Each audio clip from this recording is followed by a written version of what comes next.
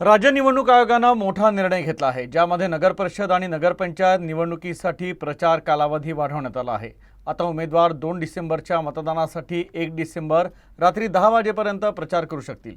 निवडणूक आयोगाच्या निर्णयामुळे सर्व उमेदवारांना मोठा दिलासा मिळाला आहे। स्थानिक स्वराज्य संस्थेच्या निवडणुकीसाठी प्रचाराचा कालावधी वाढून राज्य निवडणूक आयोगानं उमेदवारांना मोठा दिलासा दिला आहे। आयोगाच्या नवीन आदेशानुसार उमेदवार आता 1 डिसेंबर रोजी रात्री 10 वाजेपर्यंत प्रचार करू शकतील। पूर्वी प्रचार मर्यादा 30 नोव्हेंबर पर्यंतच होती। मर्यादेमुळे उमेदवारांना मतदारांपर्यंत पोहोचणे कमी वेळेत कठीण झाले होते, परंतु नवीन अंतिम मुदतीमुळे त्यांना 1 दिवसाची अतिरिक्त संधी मिळाली आहे। स्थानिक स्वराज्य संस्थेच्या निवडणुकांसाठी मतदान 2 डिसेंबरला होणार आहे आणि वाढवी प्रचार कालावधीमुळे उमेदवारांना निवडणुकीपूर्वी त्यांचा प्रचार मजबूत करण्याची संधी मिळेल।